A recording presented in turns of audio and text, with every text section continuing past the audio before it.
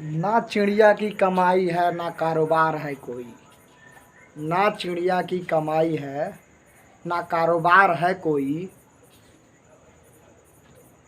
उठाती है हौसला मगर वो हौसले से अपना दाना ढूंढ लेती है। अपने हौसले से दाना ढूंढ लेती है। उठाती है हर कदम डूब जाने को। उठाती है खतरा जब वो हर कदम डूब जाने को, तो वह कश्ती समुंदर का किनारा ढूंढ लेती है।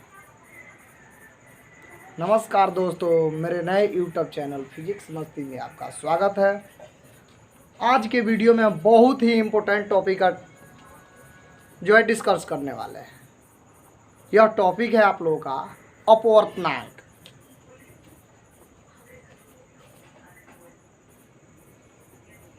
यानी इंडेक्स। यह अपवर्तनांक क्या है, इसके बारे में हम लोग जानेंगे।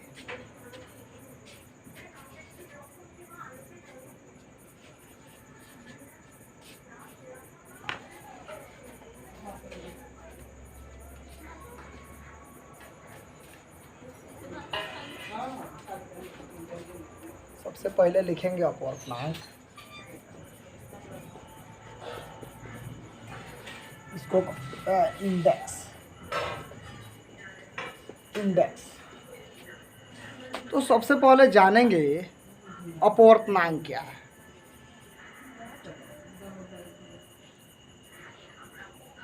अपवर्तनांक किसी माध्यम का वह गुण है। अपवर्तनांक किसी माध्यम का वह गुण है जिसके आधार पर उस माध्यम में प्रकाश के वेग निर्धारित होता है। अपवर्तनांक किसी माध्यम का वह गुण है जिस माध्यम में प्रकाश की गति का निर्धारण होता है, उसे अपवर्तनांक कहते हैं। अपवर्तनांक दो प्रकार के होते हैं। आपके डिस्प्ले पर भी आंसर शो कर रहा होगा। अपवर्तनांक किसी माध्यम का वह गुण है जो उस माध्यम का गति निर्धारित करता है। अपवर्तनांक आप लोग कॉपी उठा करके लिख भी सकते हैं। अपवर्तनांक किसी माध्यम का वह गुण है जो उस माध्यम में प्रकाश की गति का निर्धारण करता है, तो वह अपवर्तनांक कहलाता है। अपवर्तनांक दो प्रकार के होते हैं। एगो सापेक्ष अपवर्तनांक होता है, एगो निरपेक्ष अपवर्तनांक होता है। हम लोग किसी व्यक्ति से दो ही अपेक्षा कर सकते हैं। या तो हम क्वेश्चन पूछते हैं व्हाट, तो इसका जवाब सही देगा या नहीं देगा। यानी हम लोग जनरल भाषा में भी दो चीज़ों का उपयोग करते हैं। तो जानते हैं इसमें हम लोग दो चीज़ क्या उपयोग करेंगे। तो सबसे पहला जो होता है, इसे दो भागों में बांटा गया है। पहला भाग का नाम है सापेक्ष अपवर्तनांक।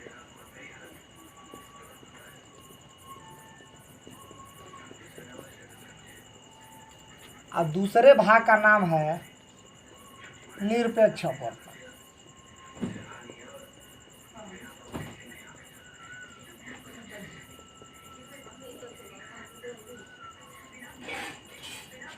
पहला भाग का नाम है सापेक्ष अपवर्तनांक और दूसरे भाग का नाम है निरपेक्ष अपवर्तनांक।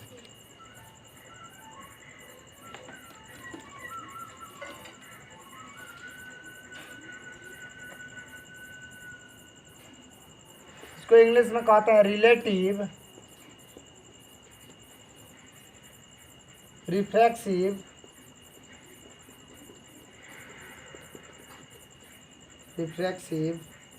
इंडेक्स। इसको कहते हैं एब्सोल्यूट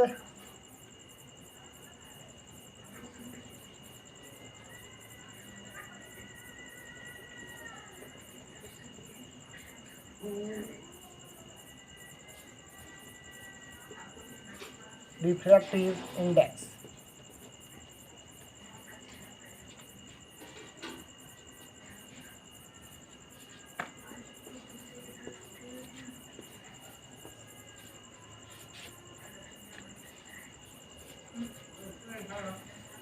तो हम सबके बारे में जानते हैं, जान ले पहले सापेक्ष अपवर्तनांक। हवा के अतिरिक्त अगर दो प्रकाशिक माध्यमों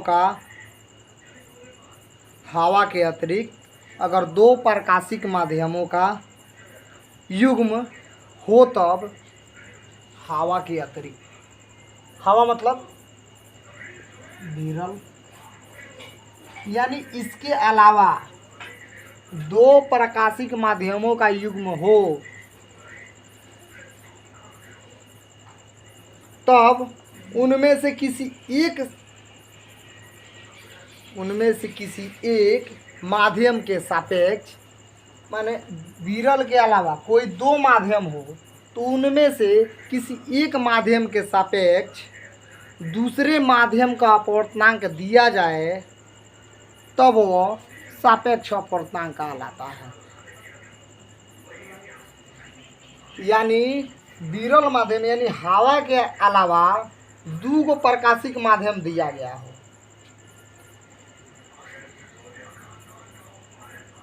तो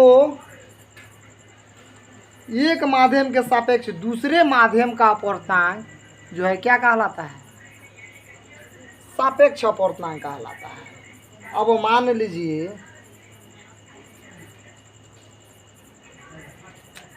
माध्यम एक में प्रकाश की चाल 10 है और ये माध्यम 2 में प्रकाश की चाल 5, तो इसका जो अपवर्तनांक होगा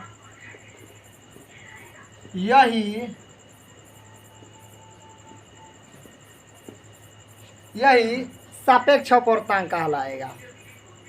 अब जानते हैं निरपेक्ष अपवर्तनांक क्या है? हवा में प्रकाश की चाल तथा दिए गए माध्यमों में प्रकाश की चाल के अनुपात को, हवा में प्रकाश की चाल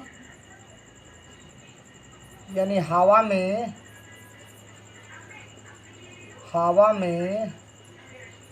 प्रकाश की चाल तथा दिए गए माध्यम में प्रकाश की चाल के अनुपात को निरपेक्ष अपवर्तनांक कहते हैं। निरपेक्ष अपवर्तनांक को n या न्यू से सूचित किया जाता है।